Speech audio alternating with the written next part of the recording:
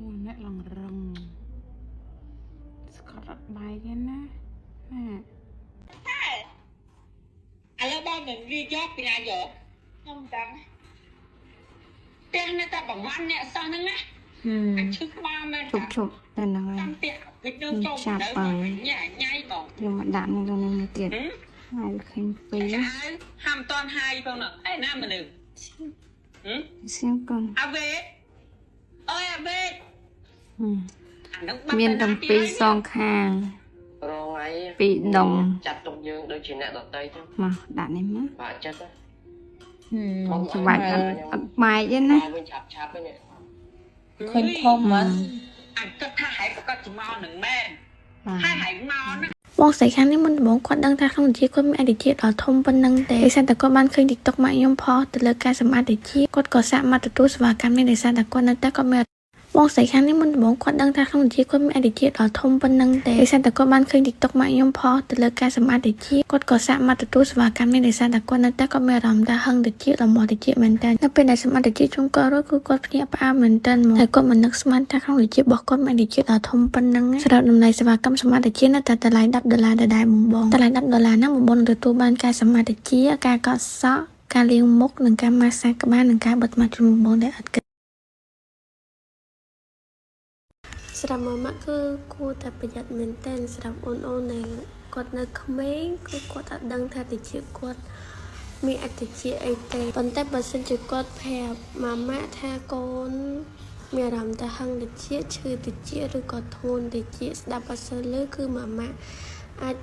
យកកុំមកសម្អាតតិចបាននិយាយទៅម៉ាក់គឺអាចយកអូនទៅពេទ្យក៏បានឬក៏មកខាងម៉ាក់ខ្ញុំក៏បានដែរខាងម៉ាក់ខ្ញុំក៏មានជំនាញច្បាស់លាស់ដែរនិយាយទៅខាងម៉ាក់ខ្ញុំគឺអត់តម្រូវថាឲ្យម៉ាក់យកអូនមកខាងនេះហ្មងទេគឺបើម៉ាក់អត់ទុកចិត្តគឺអាចយកទៅពេទ្យសិនក៏បានដែរតែសម្រាប់ទូទៅគឺភ្ញៀវគាត់តែងតែទុកចិត្តតែបានគាត់បានយកកូនគាត់មក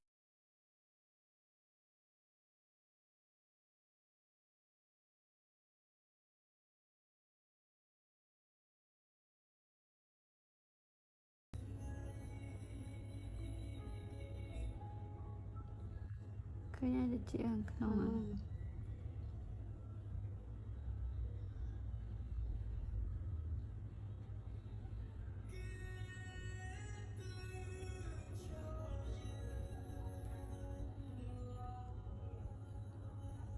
ឈឺមែនបង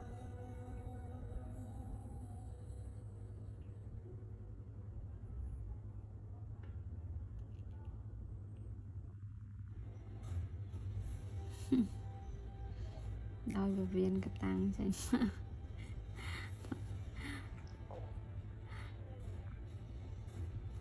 ឡោណា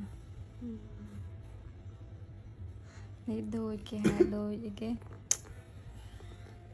ដូចអីគេក្រាសូសព្រុសស្ដាយ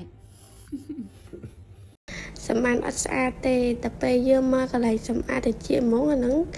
ខាងជាងគេប្រចាំងគេឆ្លោះមើលអញ្ចឹងទៅគេអាចសម្អាតដកធូលីក្នុងនោះចេញមកទាំងអស់អញ្ចឹងណាអញ្ចឹងសម្រាប់បងដែលធ្ងន់តិចហឹងតិចស្ដាប់អត់សូវឮអញ្ចឹងបងកុំពជាពេលយូរអីបងអាចមកសាកទទួលសេវាកម្មនឹងបានដូចវីដេអូបងអូនថតបង្ហាញពីការសម្អាតតិចជូនបងអញ្ចឹងណាអញ្ចឹងតិចយើងបើសិនជាយើងអត់ដែរសម្អាតទេគឺយើងអត់ដែរដឹងថាវាមានអាចតិចឬក៏អត់ចឹងនិយាយទៅបងឆ្នៃធំដល់$10បងមិនធំស្អាតតែតិចអីគឺបងនឹងទទួលបានការកក់សក់សម្អាតសក់ជូនបងនិងការលាងមុខបិទមាស់ជូនបងដែលគិតថ្លៃ